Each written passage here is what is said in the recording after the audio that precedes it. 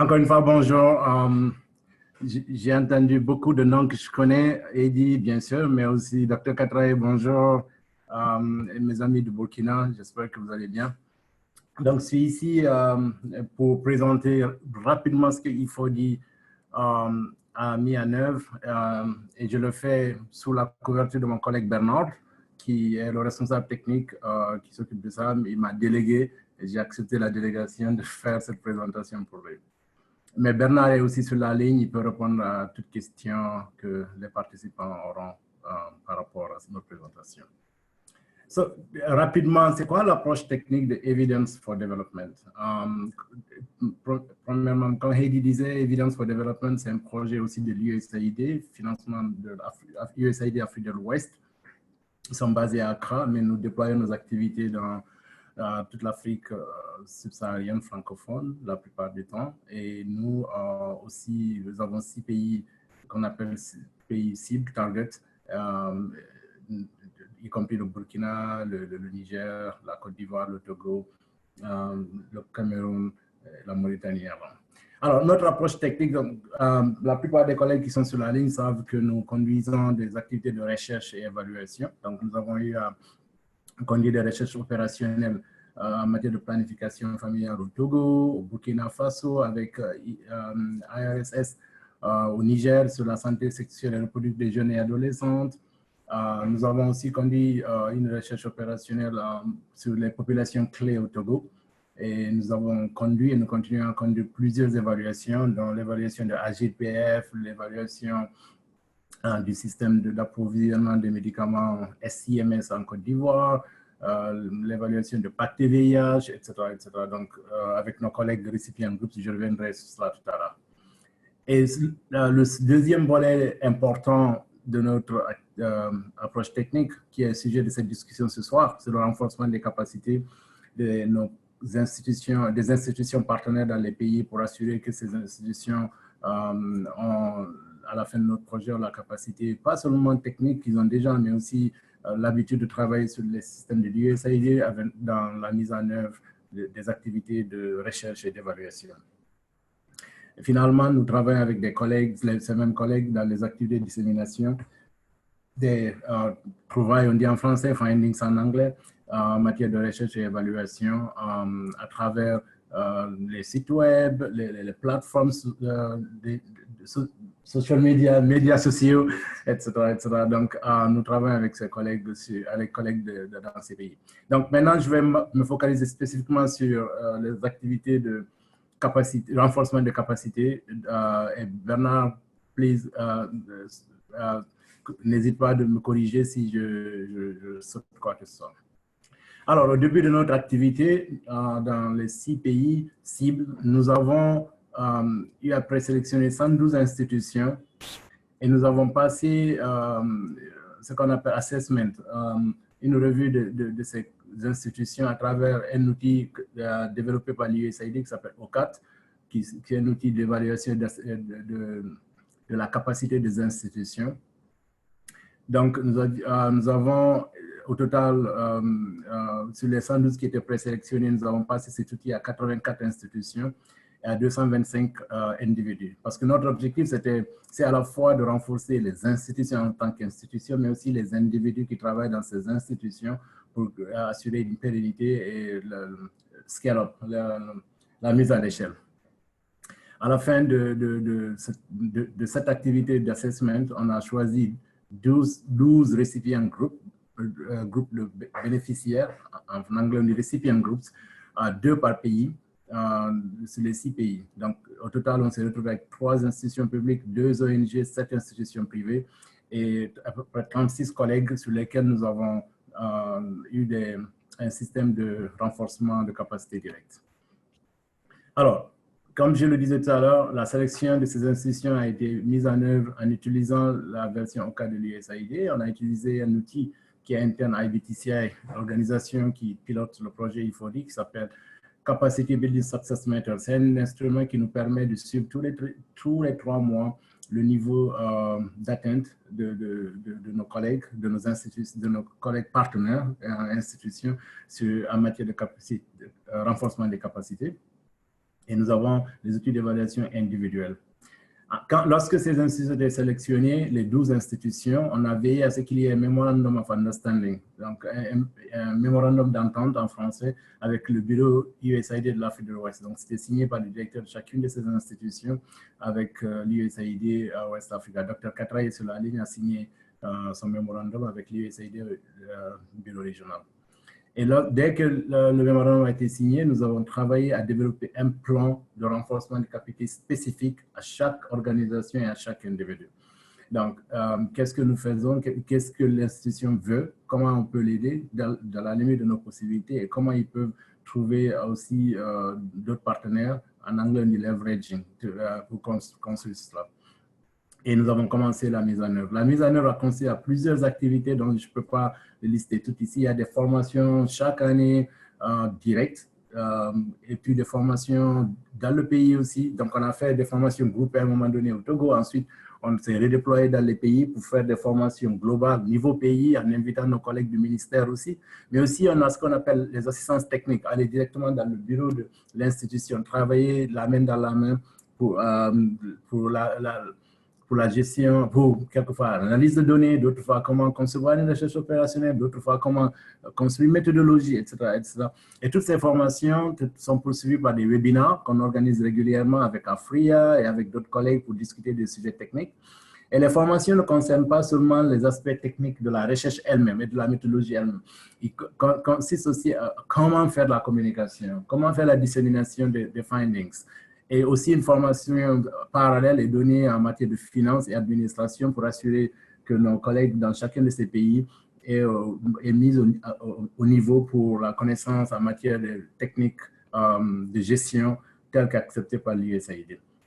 Et pour l'information des collègues sur cette ligne, on a collaboré avec AFRIA, African Evaluation Association. On a créé sur leur site web des cours gratuits en ligne en matière de recherche et évaluation pour que les collègues puissent avoir des cours qui sont certifiés, donc diplômants. À la fin, ils ont un diplôme.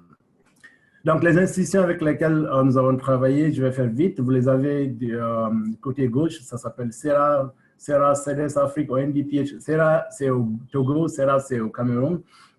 CEDES Afrique, Togo, ONDPH, c'est Niger, BASP 96 Burkina Faso, ARS c'est l'Institut de recherche en santé Burkina Faso, HEREG Cameroun, BESCAD Mauritanie, ASAPSU Côte d'Ivoire, INSP Côte d'Ivoire, CERMES Niger, GAGE Mauritanie. Vous pouvez voir le premier assessment qu'on a fait sur la colonne où c'est écrit CNA1. C'est Capacity Need Assessment en anglais, c'est l'évaluation des besoins en capacité réalisée en 2015, en 2016, en 2017, en 2018. Et vous pouvez voir la progression. Vous avez des institutions comme CERA au Togo qui ont fait plus de 380 points de plus au cours de ces années. Vous allez voir CERA 304 points, etc. La plupart des institutions ont réalisé des prouesses incroyables au cours de ces années. Je voudrais insister, regardez ce numéro 10, INSP. Ils étaient déjà très hauts. INSP, ils étaient déjà très hauts en Côte d'Ivoire. Donc, quand vous avez ce qu'on appelle le plafond, si vous avez déjà atteint le plafond, il y a très peu que vous pouvez améliorer. Par contre, il y a des collègues, il y a des institutions dont on est très fiers aussi, Niger et Mauritanie. Regardez, si vous regardez entre le début et la fin, ils ont baissé, mais regardez comment ils ont fait la progression au cours des années. Et il y a eu des ajustements en matière de staff, et d'autres partenaires, d'autres éléments, paramètres qui ont fait qu'ils ont baissé vers la fin. Et Bernard peut vous expliquer ça tout de suite. Alors, il y a différents niveaux dans cela. Vous pouvez voir des institutions qui sont parties au niveau débutant et maintenant à ce qu'on appelle niveau maturité. Donc, je vous donnerai juste un exemple, CERA au Togo. Lorsqu'on a commencé avec eux, au niveau local, ils travaillaient, bien sûr, ils avaient quelques recherches et évaluations. À la date d'aujourd'hui, CERA est devenu régional, africain, conduit des recherches et évaluations dans tous les pays d'Afrique. J'allais dire l'Afrique de l'Ouest, mais dans tous les pays d'Afrique. Ils sont en train de se déployer, de recruter du personnel qui parle anglais. Et vous pouvez visiter leur site web, c'est incroyable, ils gagnent des marchés. Nous avons d'autres partenaires dans d'autres pays qui ont gagné plusieurs marchés avec d'autres institutions. Et maintenant, c'est eux qui conduisent les recherches. Il y en a, je ne vais pas Je me souviens d'un de nos partenaires qui a été sélectionné simplement en visitant le website. La Banque mondiale leur a donné une recherche qu'ils ont conduite sur la base de ce qui était sur le site web. Donc, la plupart de nos institutions partenaires sont passées à un stade donné à un stade plus élevé. Et je suis content et fier de voir que c'est l'occasion pour moi de remercier tous ces collègues qui ont accepté de travailler avec nous pendant toutes ces années. Quelques résultats.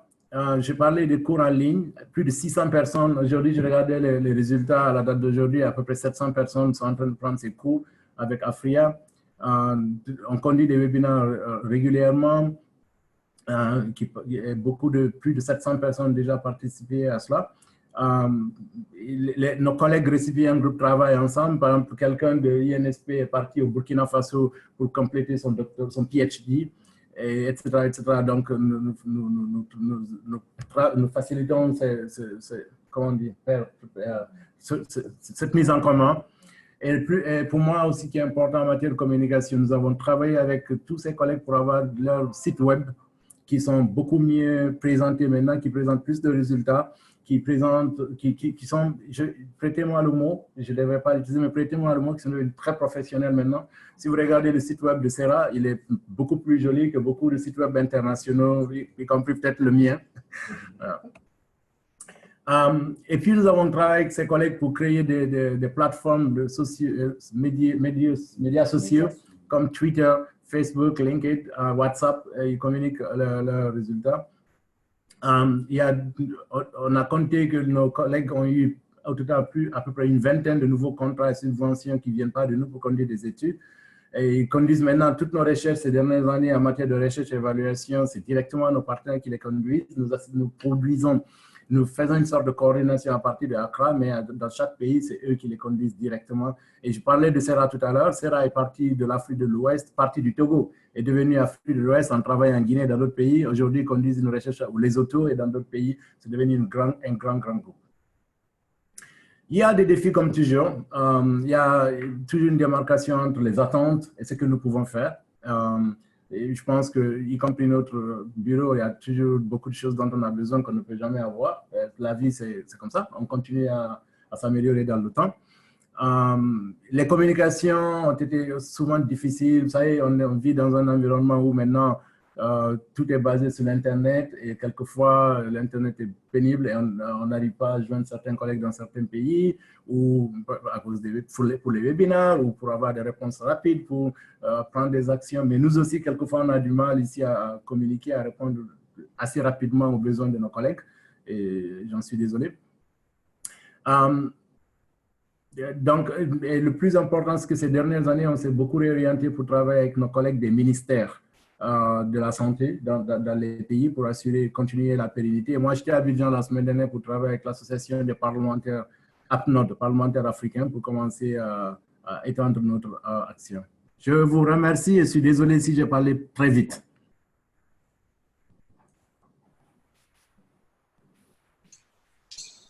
OK, merci Tanu, c'était très bien fait. On va passer la parole à Dr. Ouattara.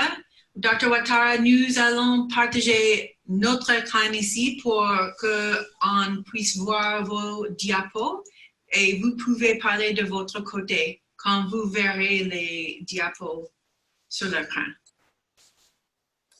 OK, donc actuellement, je vois la diapo. OK, parfait. Et je vais avancer. OK, merci à tout le monde. Juste pour dire d'abord que cette présentation devrait être faite par Dr. Alissier. Il est actuellement en voyage entre 2 avions, ça fait qu'il ne peut pas présenter. Et c'est pourquoi je suis là aujourd'hui avec vous. Donc, pour commencer, juste vous présenter le centre de recherche en santé de Nouna. Donc, comme vous voyez, le centre de recherche en santé de Nouna, c'est une des institutions de recherche qui se trouve au Burkina Faso. Et nous sommes dans la partie nord-ouest du pays, dans la région de la Boucle du Monde, qui a été limitée en rouge ici, et précisément dans le district sanitaire de Nouna, qui couvre environ 300 000 habitants. On peut avancer. On peut avancer? OK. Donc, il faut dire que le centre de recherche en santé de Nouna, au début, il était connu sous le nom de Projet de recherche action pour l'amélioration des soins de santé, PRAPAS. C'était en 1992. Il était financé par la coopération allemande et puis le ministère de la Santé. Finalement, en 1999, suite au succès en fait, du projet, ce projet a été transformé en centre de recherche en santé de Nouna. Et depuis juillet 2018, nous sommes membres en fait, d'une institution plus large, comme devenu un département technique de l'Institut national de santé publique du Burkina Faso, qui regroupe, en plus de Nouna, le centre Miraz et puis le centre national de recherche et de formation sur le paludisme. Diapositive suivante, s'il vous plaît. OK. La vision du CRSN est de devenir en fait un pôle d'excellence dans le domaine de la santé et de la recherche en santé au Burkina Faso et puis particulièrement aussi en Afrique au sud du Sahara. Nous avons 3 missions, c'est de concevoir et puis exécuter les programmes de recherche en santé, contribuer au renforcement des capacités de recherche en santé, réaliser des prestations de services dans nos domaines d'expertise. On avance. Donc, nous intervenons dans 3 domaines clés d'activité qui sont en fait la recherche, la consultance et puis la formation. Donc, on pourra peut-être dire qu'au niveau de la recherche, c'est les systèmes de santé, la recherche biomédicale, la recherche clinique, c'est-à-dire les études cliniques et puis épidémiologiques, la recherche sur les environnements et santé. Donc, nous valorisons aussi nos différentes expertises dans la consultance, on peut revenir là-dessus après. Et puis, dans la formation, il y a les enseignements dans les universités, les encadrements d'étudiants et puis la formation de cours continu, de cours de formation continue. Avancez, s'il vous plaît. OK. Donc, comme le prédécesseur disait, en fait, en 2015, nous avons postulé pour être en fait, un récipiendaire de E40 pour le renforcement des capacités. Donc, ce qui s'est passé, en fait, c'est qu'il y a eu une évaluation physique à Nouna. Donc, les évaluateurs sont venus ici.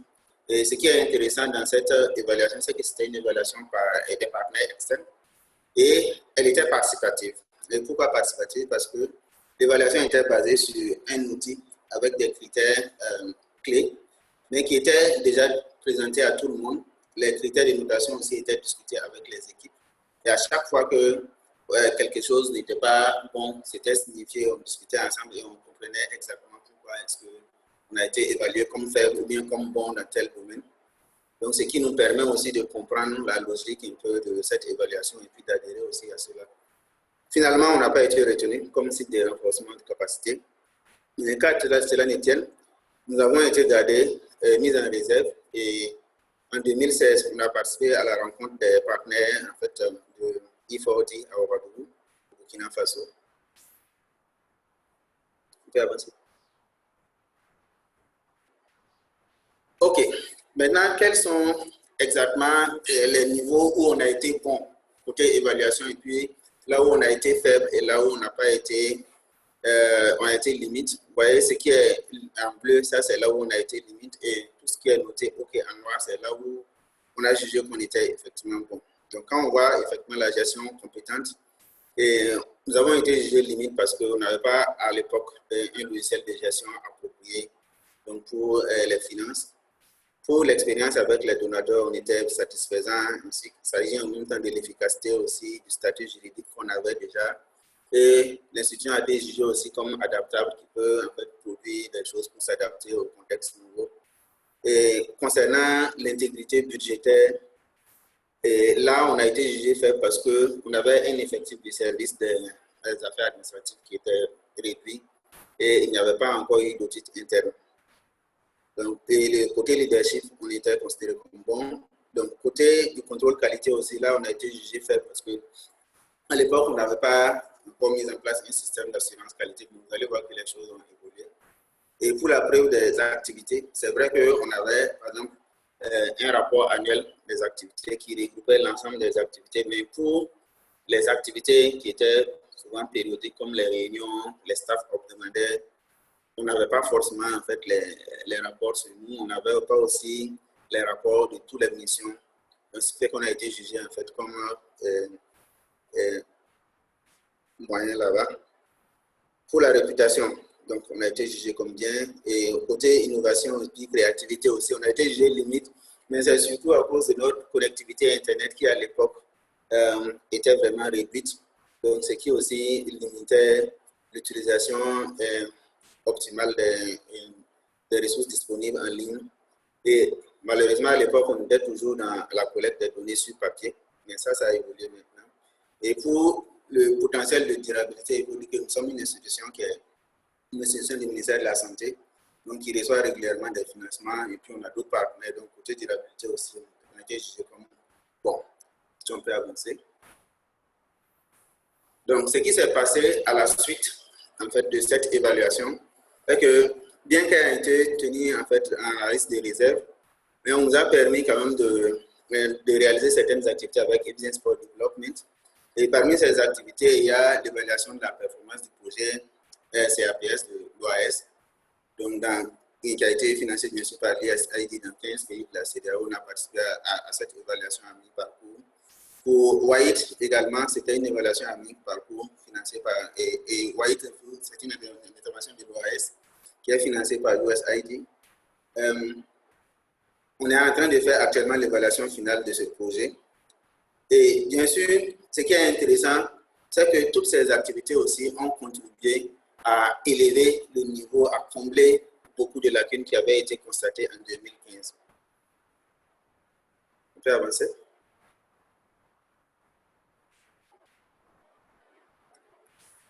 OK. Maintenant, comment est-ce que nous avons procédé pour pouvoir résoudre les lacunes qui ont été considérées, qui ont été constatées en 2015? Donc, pour cela, il faut dire qu'on a procédé de deux manières. On a classifié en fait là où il y a les gaps. Et pour les gaps, il y a ceux qui sont simples à combler. C'est-à-dire là où on n'a pas besoin forcément d'investissement lourd et juste une décision simple permet en fait de régler ça. Et il y a bien sûr là où on a besoin des ressources qui nécessitent plus de planification. On va revenir sur ça. Donc, pour ce qui était simple à combler, qu'est-ce qu'on a fait? Déjà, pour les effectifs du service des affaires financières, on a contribué, on a procédé au renforcement de l'effectif en termes de nombre et de qualité. Et maintenant, on a aussi travaillé à mettre en place les preuves des différentes activités réalisées qui n'étaient pas faites en dehors du rapport annuel d'activité. Et nous avons aussi amélioré la connectivité Internet. Nous avons changé en fait de partenaire pour la connexion Internet. Actuellement, nous sommes avec une société de la place qui nous donne entièrement satisfaction. Et ça nous permet quoi? Ça facilite par exemple notre accessibilité aux outils de Skype, Zoom, GoToMeeting. Et actuellement aussi, on a renforcé notre visibilité sur Facebook, Twitter. Et puis, si vous partez aussi sur LinkedIn, vous allez voir qu'on a une plateforme qui est active et qui est régulièrement mise à jour. On est passé aussi à la collecte électronique. De la collecte électronique, c'est au niveau même des activités du système de surveillance démographique et de santé, et également aussi dans tous les projets de recherche, toute la collecte est devenue électronique. Tout ce qui nécessite des ressources, qu'est-ce qu'on a fait? Comme nous avons des plans stratégiques et puis des plans annuels, donc ils ont été pris en compte dans les plans stratégiques et puis planifiés dans chaque plan annuel. Donc, ce qui nous a permis d'acquérir en fait le logiciel nécessaire, par exemple, à la gestion financière. Aussi, pour en fait l'intégrité budgétaire de l'institution, on a procédé à des audits internes et puis à des audits externes.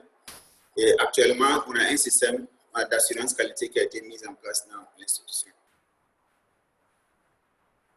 On peut avancer?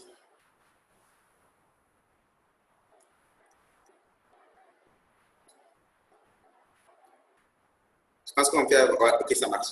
Donc, pour parvenir en fait à cela, il faut dire que on a en fait 4 stratégies clés que nous avons adoptées.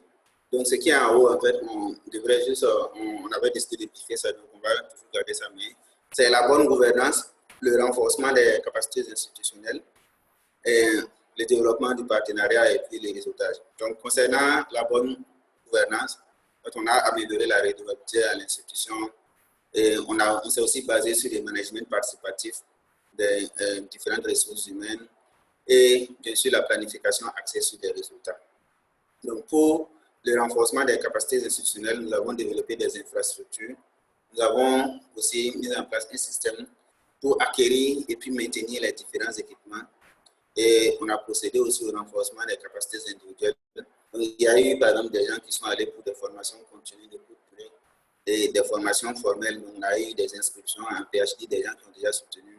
Et puis des gens aussi qui ont fini leur master et des masters qui sont toujours en cours, qui permettent d'améliorer en tout cas le plateau technique de l'institution. Donc, côté du partenariat, on a continué toujours dans la dynamique de renforcer le partenariat au niveau national et puis aussi d'acquérir d'autres partenaires au niveau internationales. Donc, côté réseau, il faut dire qu'à l'époque, on était membre du réseau INDEP, mais on a continué en fait les résultats et actuellement, on est membre du réseau Ishirika et puis du réseau Arise. Je peux avancer. Je pense que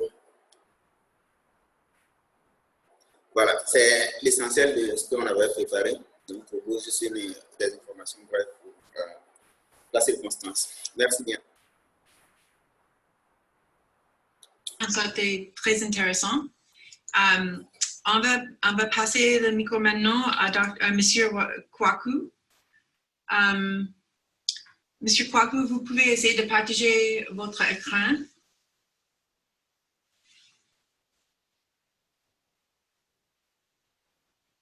OK, il a commencé, ça arrive. Parfait.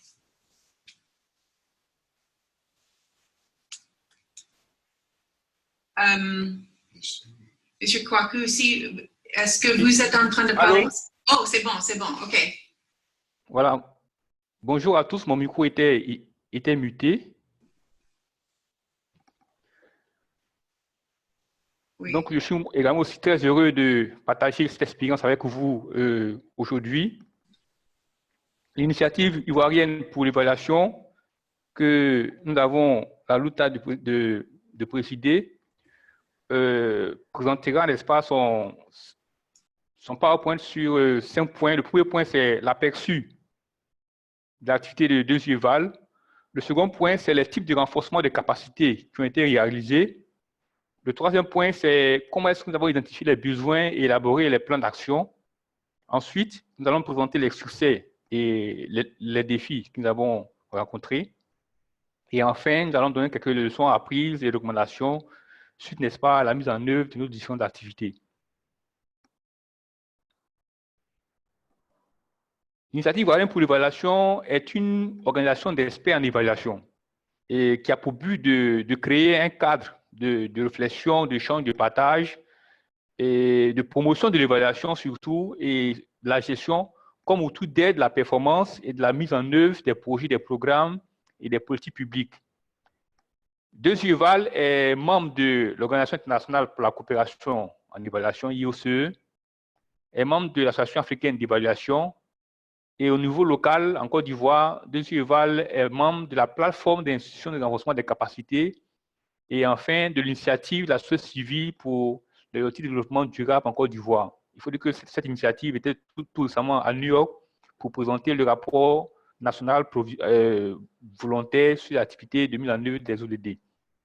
Donc, dans ce cadre, 2UEVAL peut mener, n'est-ce pas, à mener plusieurs activités, des évaluations finales de projets, des évaluations d'impact, des évaluations environnementales, des études de référence, et a conduit, n'est-ce pas, des formations à distance et organisé plusieurs ateliers et séminaires.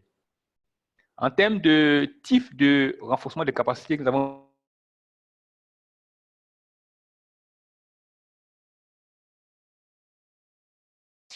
la conférence, les différentes conférences de l'Association africaine d'évaluation, les conférences du PNUD sur, n'est-ce pas, les capacités nationales d'évaluation. Au niveau américain, là, nous avons participé aux conférences de l'Association américaine d'évaluation, les conférences de la Société canadienne d'évaluation, participé à plusieurs éditions de la semaine de l'évaluation, la Banque africaine d'évaluation, et également aussi au Forum global de EvaPartNet qui regroupe toutes les organisations d'évaluation. Et enfin, nous avons eu plusieurs ateliers avec E4D dans le cadre, n'est-ce pas, de renforcement des capacités. Nous avons participé en tant que participants, mais aussi nous avons apporté aussi notre expérience en tant que formateurs, sinon facilitateurs, lors des différentes activités de E4D en Côte d'Ivoire. Concernant les évaluateurs émergents, c'est en fait des jeunes diplômés ou bien des jeunes experts qui arrivent dans le domaine de l'évaluation, avec l'appui financier de l'IOCE et d'EvaPartNet, nous avons mené d'abord un atelier de planification de l'activité des évaluateurs émergents en Côte d'Ivoire, mais aussi pour la première fois, nous avons organisé l'activité de renforcement des capacités en évaluation des doctorants de l'université de Alassane Ouattara de Bouaké, qui est une université qui est située à l'intérieur de la Côte d'Ivoire. Et c'est vraiment pour la première fois en matière d'évaluation qu'une activité, n'est-ce pas, ait lieu à l'intérieur de la Côte d'Ivoire, mais surtout au niveau d'une université. Concernant, n'est-ce pas, les jeunes chercheurs en études économiques, nous avons aussi organisé un atelier pour renforcer les capacités et aussi plusieurs ateliers dans le cadre de notre partenariat avec le Sénégal, l'ASCEP au Canada et puis le Togo. Nous avons aussi organisé des activités à l'endroit, n'est-ce pas, des évaluateurs émergents. Et là, vous pouvez voir quelques photos, n'est-ce pas, des activités que nous avons menées ici. Et en dessous, ça, c'est l'atelier bilan que nous avons eu ici à Abidjan à l'occasion, n'est-ce pas, de la conférence de l'AFREA avec tous les partenaires de l'IOCE, EvaPartNet, Sénéval et autres pour faire le point, n'est-ce pas, de nos activités que nous avons menées pendant les 2 années. Toujours, n'est-ce pas, concernant les évaluateurs émergents, nous avons organisé une session qu'on appelle Eval Café avec l'appui du développement, avec l'appui, n'est-ce pas, du département de l'évaluation de la BAD. Et à cette occasion, nous avons eu, n'est-ce pas, une présentation d'activité de Merger Evaluation avec la directrice pays.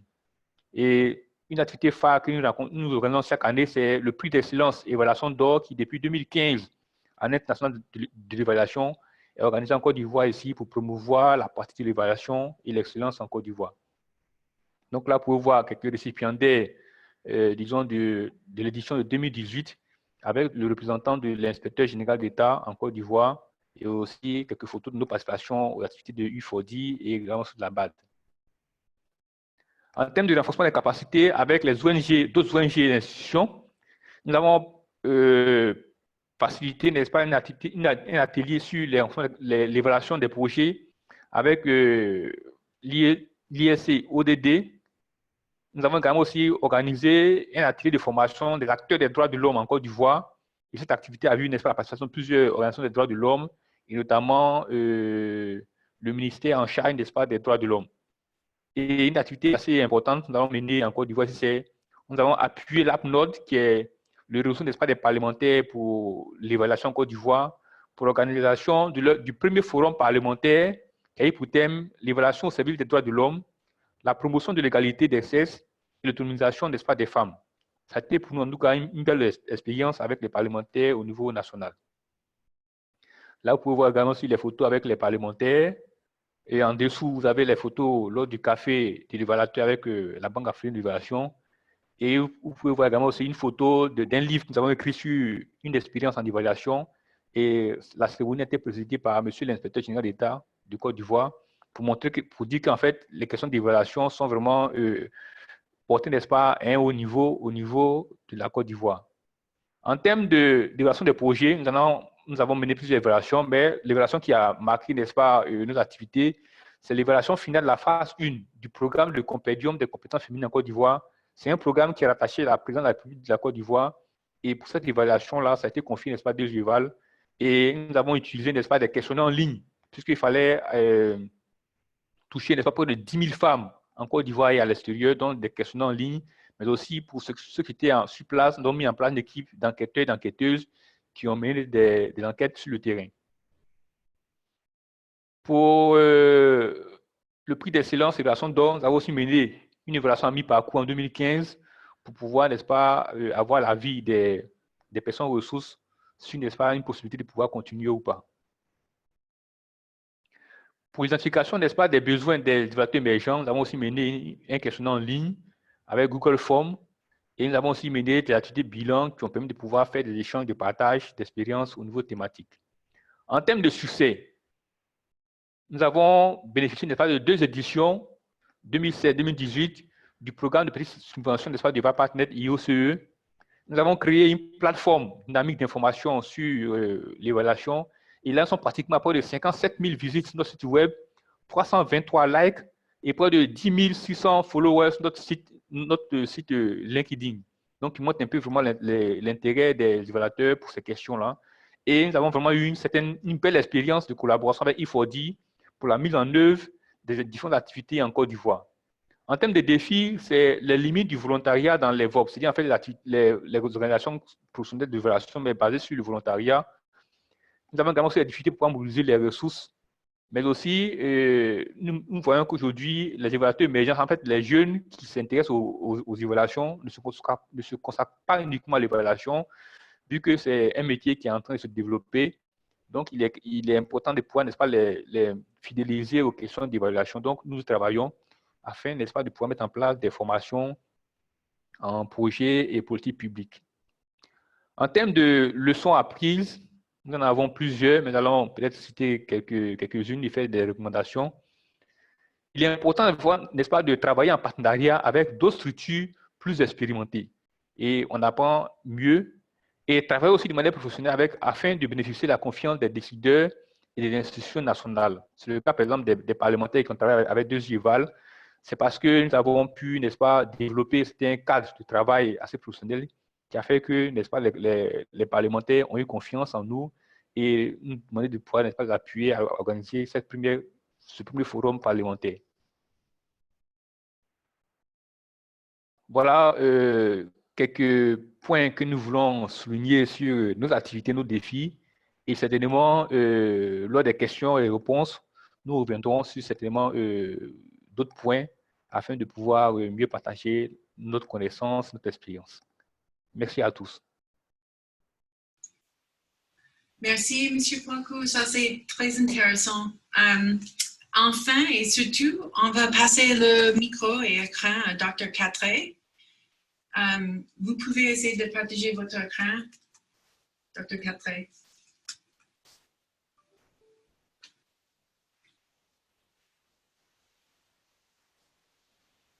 Oui, ça commence, c'est bon.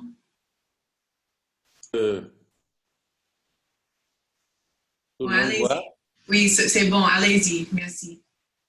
Merci. Et bonjour à tous, bonjour à toutes. Donc, moi, c'est Joseph Cattray. Je représente le Bureau d'appui en santé publique 96, qui est basé au Burkina et au Bénin depuis 1996. C'est pour ça qu'on l'appelle Bureau d'appui en santé publique 96. Et ce bureau dispose d'une équipe multidisciplinaire. Il y a une vaste expérience de terrain en Afrique subsaharienne. Nous visons essentiellement le développement des systèmes de santé pour le bien-être des communautés. Et ça, c'est dans le cadre de la coopération sous-régionale, régionale et aussi internationale, avec échange d'expériences et de technologies. Il faut simplement rappeler que en 1996, cette initiative est née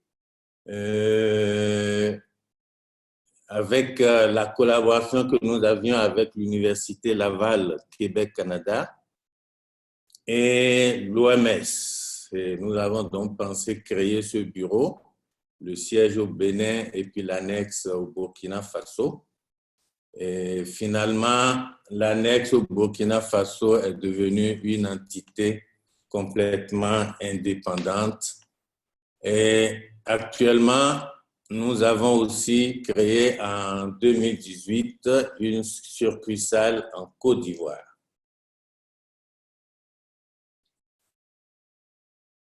Le Bureau d'appui en santé publique 96, en termes de domaine de compétences, a de nombreuses références en matière de gestion et évaluation de projets, consultation en santé publique et formation.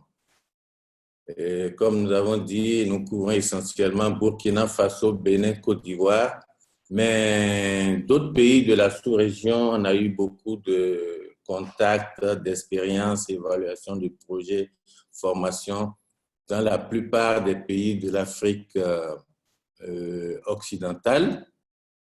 Et nous avons mis un projet, on a mis en œuvre un projet dans 6 pays de l'Afrique de l'Ouest, Bénin, Burkina, Côte d'Ivoire, Mali, Niger et Guinée. Dans le cadre de la surveillance des épidémies, c'était sur financement canadien. Nous pouvons aussi dire qu'en termes de gestion, planification stratégique et suivi évaluation, on appuie la réforme des systèmes de santé, mise en œuvre des évaluations du projet et programme de santé, quelques interventions dans la lutte contre le paludisme. On a beaucoup travaillé dans la mise en place des systèmes informatisés de gestion sanitaire, C'est le projet qui a couvert 6 pays de l'Afrique de l'Ouest. Et nous intervenons de plus en plus depuis quelques années, bientôt plus de 5 ans, dans la réforme des systèmes de santé en termes de financement basé sur la performance ou financement basé sur les résultats. Et dans ce domaine, nous animons un cours international à Cotonou. Plusieurs pays de l'Afrique francophone envoient des gens à Cotonou pour ce cours-là, qui est animé par le Bureau d'appui en santé publique 96, le bureau SINAEF, qui est un bureau hollandais, et puis un autre bureau béninois. Toujours dans notre domaine de compétences, comme nous avons dit, nous sommes dans le système d'information et de surveillance des maladies, et santé sexuelle et de la reproduction, santé communautaire, nutrition et maladies nutritionnelles. Dans le cadre des maladies infectieuses, on a beaucoup travaillé dans le VIH-Sida, les IST et les infections opportunistes. Et nous faisons beaucoup de surveillance biologique VIH-Sida chez des groupes cibles, de populations clés telles que les travailleurs du sexe et les hommes ayant des rapports sexuels avec les hommes. Et aussi avec dans les services en milieu carcéral. En termes de formation et renforcement de compétences, on fait des formations en épidémiologie, je l'ai dit tantôt, formation en financement basé sur la performance ou financement basé sur les résultats, formation en gestion des données épidémiologiques, l'utilisation pratique de l'outil informatique pour la santé publique, y compris la surveillance épidémiologique, et formation en organisation et gestion des services de santé, management des projets et des services. Dans le domaine des enquêtes, nous avons réalisé plusieurs missions. Et les toutes dernières, c'est une étude CAP au Burkina Faso qui est en train de se terminer et pour le compte de l'OAS avec un groupe allemand qui s'appelle Health Focus. Là, vous avez donc une photo sur la formation des enquêteurs pour cette enquête CAP-OAS qui s'est déroulée au Burkina Faso, à Bobo-Dioulasso et puis à Ouagadougou. Une autre enquête récente, c'est l'étude de faisabilité pour la construction d'une maison de santé au Bénin sur un site lacustre. Là, vous avez une photo et derrière, vous avez le village lacustre de Ganvier. Et c'est les enquêteurs qui sont donc en route sur une barque pour aller faire cette enquête, identifier les besoins de la population et arriver à dire quel type de formation sanitaire mettre en place sur ce site lacustre de Ganvier. Autre réalisation d'enquête en Côte d'Ivoire, nous avons participé à la mise en œuvre du financement basé sur la performance avec les études de base. On en a fait en 2016 et en 2017 pour identifier les données de base pour que le projet financement basé sur la performance puisse démarrer en Côte d'Ivoire. Au Burkina Faso, la surveillance biocomportement du VIH-Sida en milieu carcéral. Ça, c'était en juillet 2017. Aussi, nous avons réalisé des activités pour le projet Agir PF. C'est l'évaluation de la planification familiale en 2017. Nous avons aussi été agence de contractualisation et de vérification dans le cadre du financement basé sur la performance au Burkina Faso. Ça, c'est de septembre à 2014 à août 2016.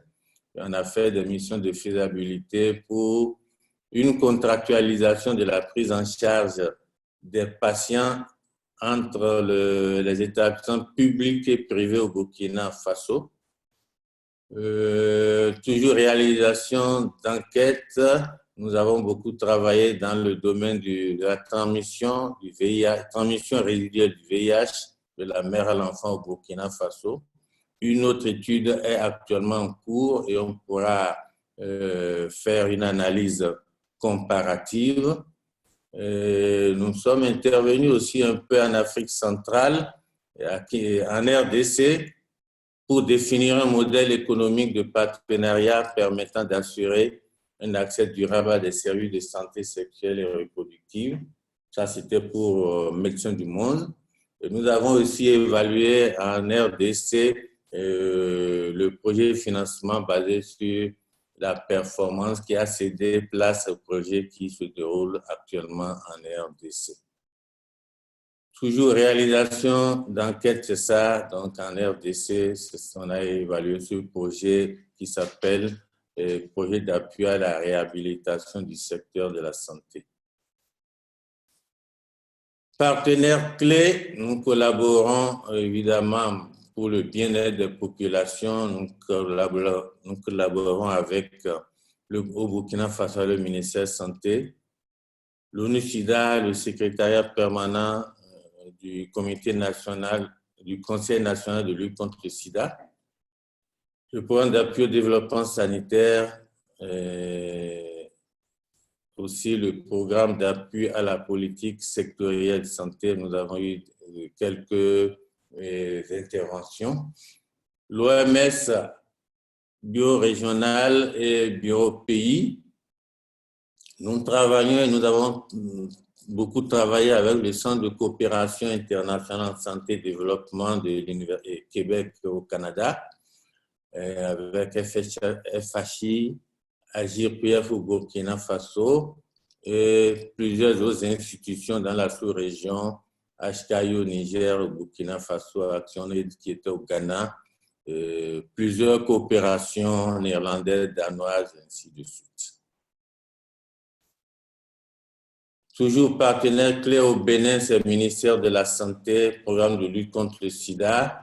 Et la BMS, qui est l'agence béninoise pour le marketing social.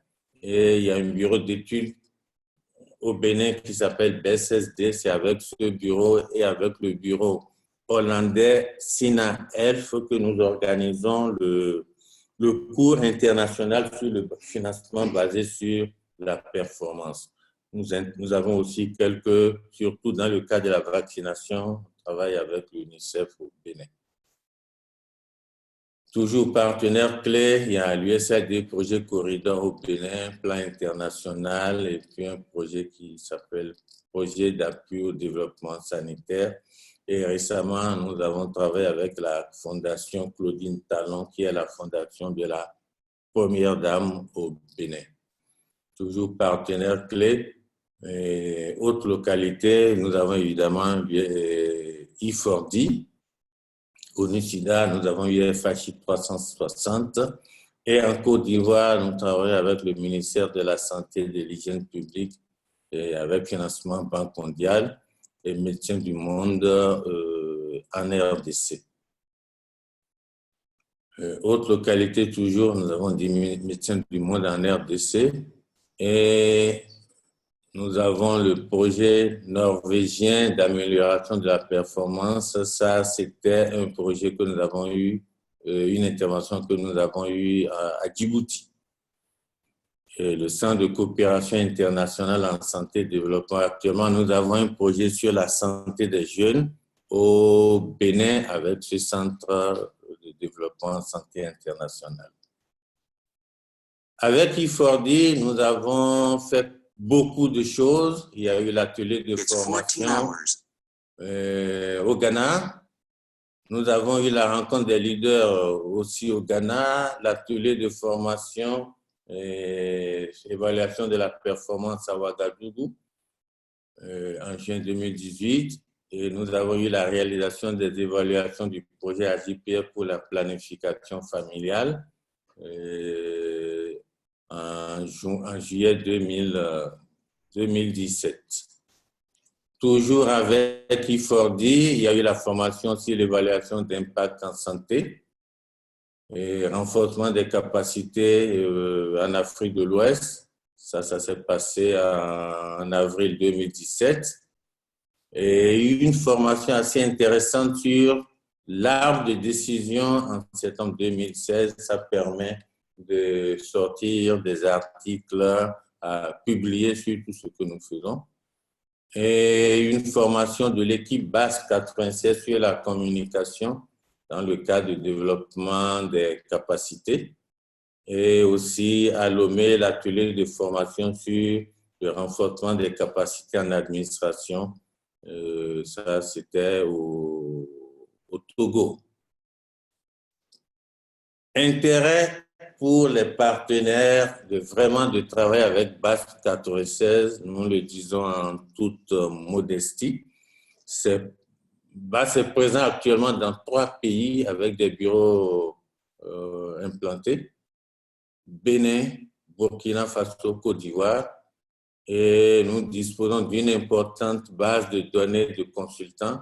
Cela pour avoir géré un grand projet de ONU-SIDA qui s'appelait le dispositif d'appui technique de l'ONU-SIDA pour l'Afrique de l'Ouest et du Centre pendant 10 ans. Et ce projet a couvert 25 pays.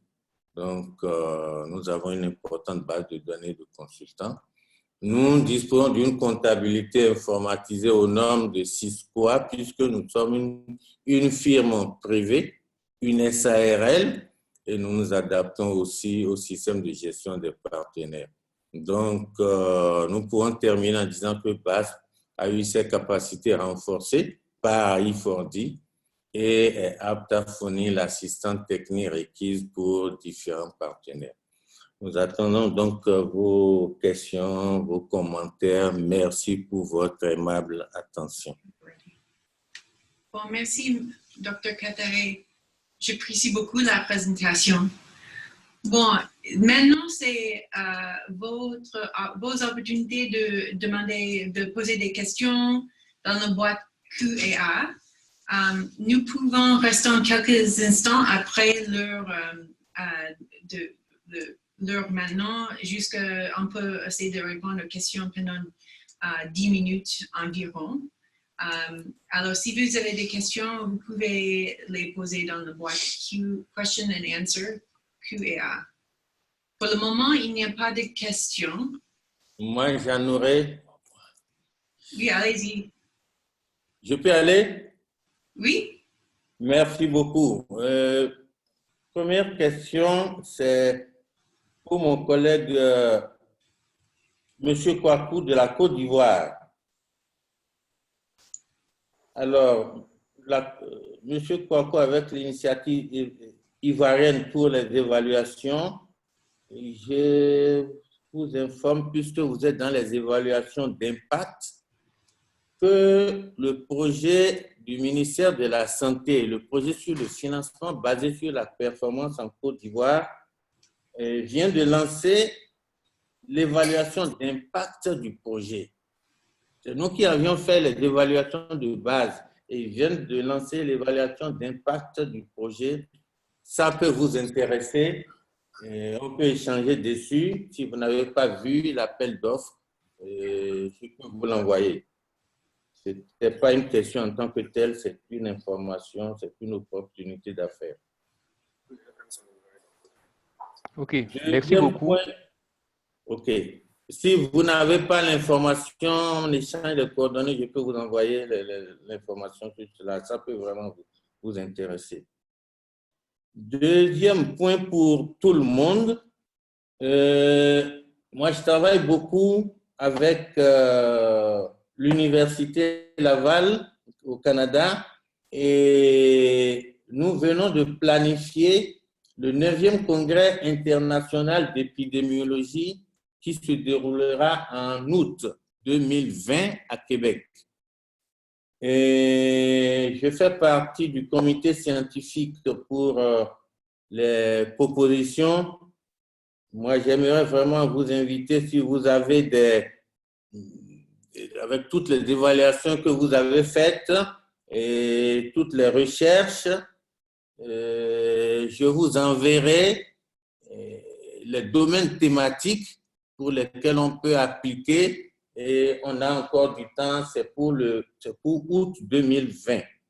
Donc, vous pourrez donc soumettre vos articles, vos présentations et pour que ça puisse être accepté. Bon, merci, Dr. Katare. Si vous voulez, vous pouvez vous pouvez entrer le lien dans le webinar chat. Et comme ça, les participants auront le lien de cette conférence. Et D'accord. Monsieur Kwaku, est-ce que vous voulez répondre à la question? Bon, je crois qu'en fait, c'est une information qu'il nous donne. Nous allons nous rapprocher de lui afin de pouvoir voir les thèmes de référence et voir dans quelle mesure on puisse, n'est-ce pas, apporter notre expertise à cette évaluation d'impact. Oui, tout à fait. Bon, nous avons des questions. Can you make the first one answer live? Nous avons une question pour Dr. Ouattara. Quels sont les... I can't see it now. Where did it go? Quels sont les retours sur le OCA utilisés auprès des fonctions publiques? C'est une question pour le base.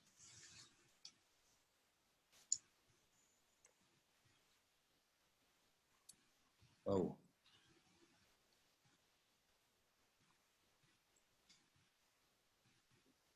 Question pour qu'est-ce qu'il fait? Allô? Oui, allô, Dr. Ouattara? Non, c'est Bernard. Oh, Bernard, OK. Pour les questions posées à Dr. Ouattara, le OCAD, c'est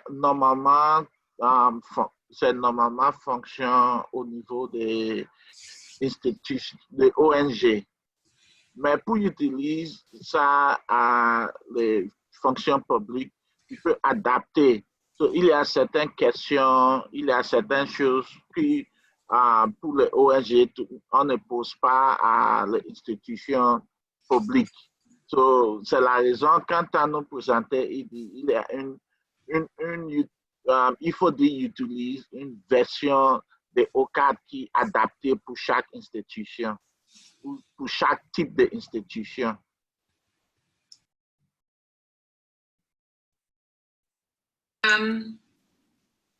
Bon, vous pouvez voir quelques questions dans le webinar chat, mais il y a aussi des questions. La prochaine question dans le Q&A, ça vient de M.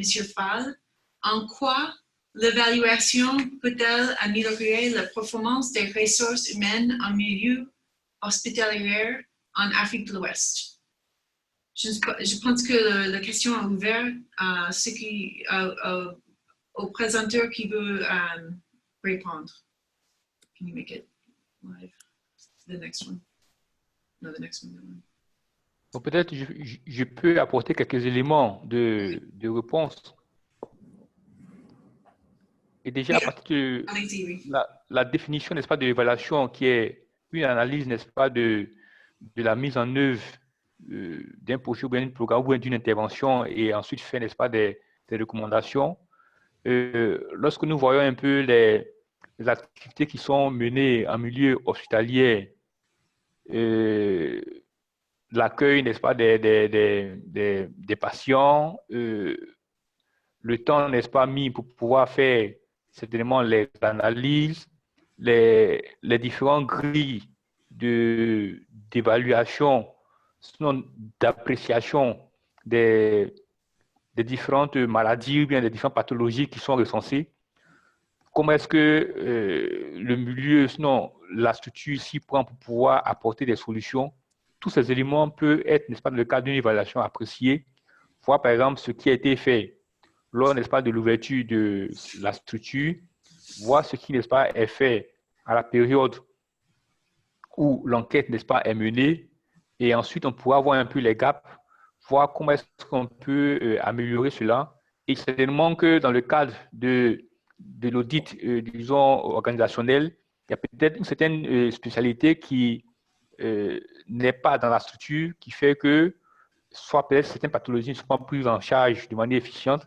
Donc, ce sont ces genres de gaps d'information que l'évaluation peut faire ressortir afin de pouvoir améliorer, n'est-ce pas, les ressources humaines. En fait, les ressources humaines, c'est en termes de la qualité même des personnes, des spécialistes dans la structure, la quantité des spécialistes dans la structure. Et si, par exemple, il y a des formations qui n'ont pas été, disons, administrées, les experts ou bien le personnel du milieu hospitalier peut bénéficier de nouvelles formations pour pouvoir, n'est-ce pas, améliorer en fait leur expertise. Donc, pour notre part, c'est un peu la contribution que l'évaluation peut apporter dans l'amélioration de la performance, n'est-ce pas, des ressources humaines en milieu hospitalier.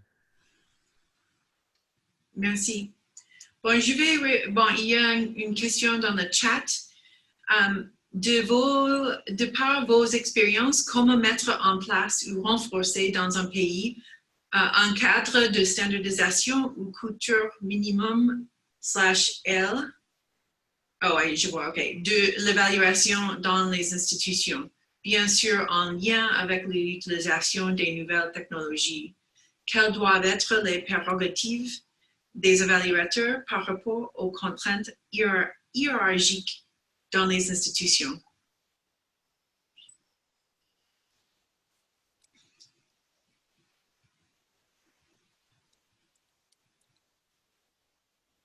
Je pense que c'est une bonne question, mais c'est un peu difficile à répondre. Est-ce qu'il y a un de nos présenteurs qui veut s'aider?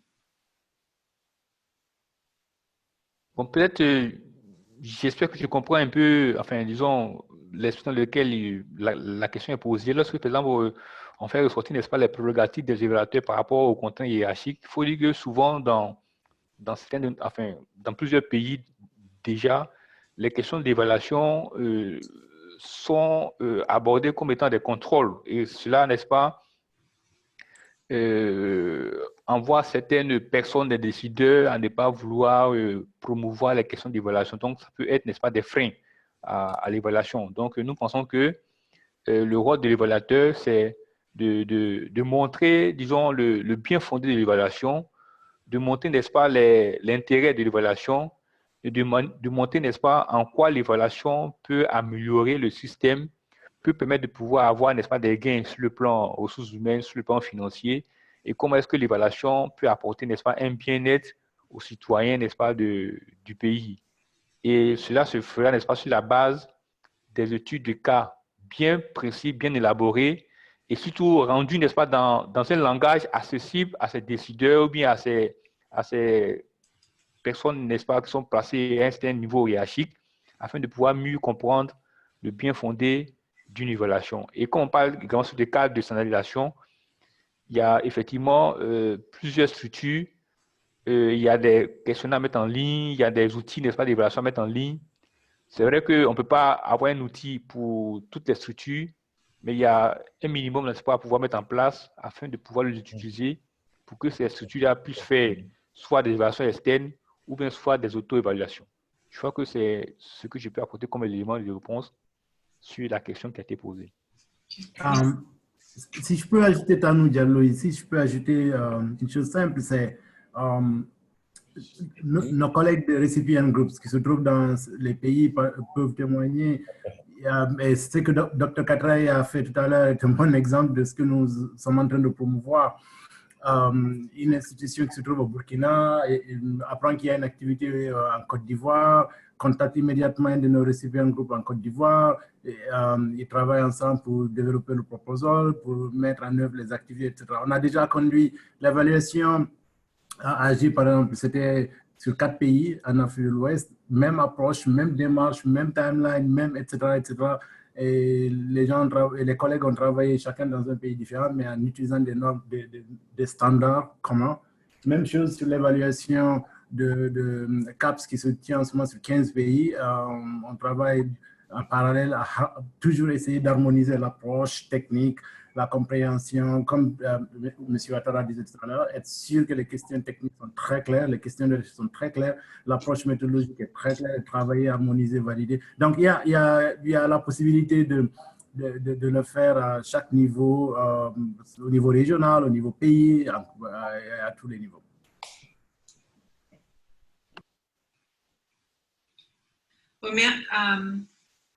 Oui, ok, bon, merci. Tanu, il y a une question ici qui est pour le Data for Impact. Est-ce que le projet Data for Impact est au Mali, pourquoi le Mali n'est pas concerné par E4D? Bon, je vais répondre pour Data for Impact et puis Tanu, Bernard, peut-être vous pouvez répondre pour E4D. Data for Impact peut être au Mali, mais il faut avoir l'intérêt et le financement par USAID, la mission là. Alors, ça dépend de demande, quoi, de la mission. Et pour E4D? Même réponse, Eddie. Nous avons le potentiel de travailler au Mali. Mali n'était pas, par exemple, sur nos pays cibles, mais c'est comme le Libéria, comme la Guinée. Mais on a travaillé récemment au Libéria, on travaille en ce moment en Sierra Leone et en Guinée, au Nigeria. Ça dépend de la sollicitation de la mission locale, mission USAID locale. OK, parfait. Et on va prendre une question et on va finir après ça. C'est une question pour Dr. Ouattara, mais j'ai l'impression que je vais être hors de ligne. Dr. Ouattara, peut-être il est revenu, je pense qu'il avait des problèmes, mais c'est une question pour Dr. Ouattara. Quelle a été l'approche de solution pour la gestion compétente concernant l'absence de logiciel de gestion? Can you make that live? That one, yeah. Here.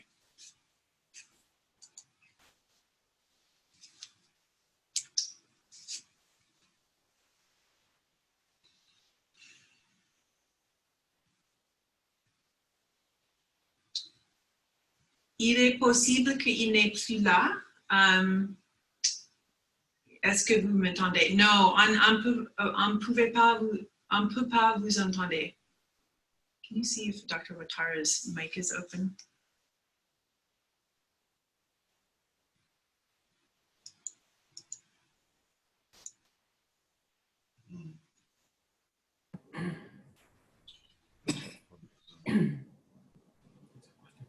Oh, Dr. Ouattara was a participant, yeah.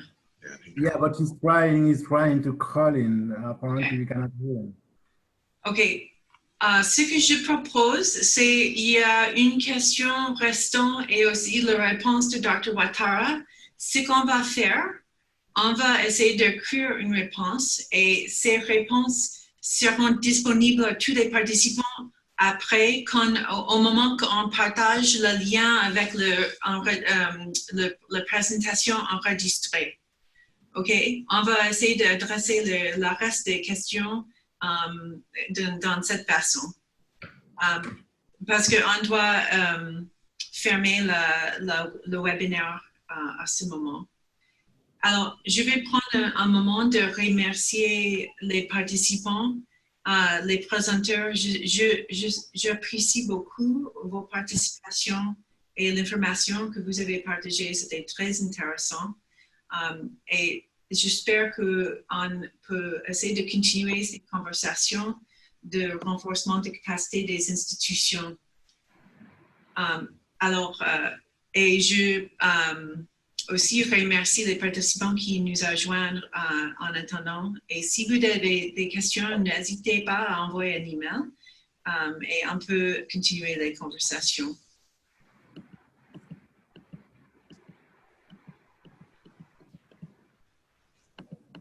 De notre côté, merci beaucoup, Heidi, et merci à tous les collègues qui ont participé aussi à ce webinaire.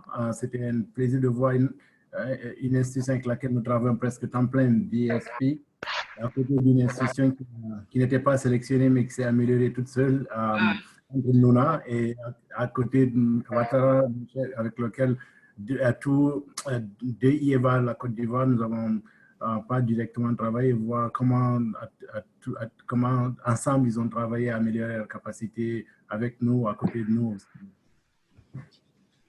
Et, bon, merci. Bonne journée, bonne soirée et à bientôt. Merci beaucoup et voilà. Et bonne soirée à tous. Au revoir.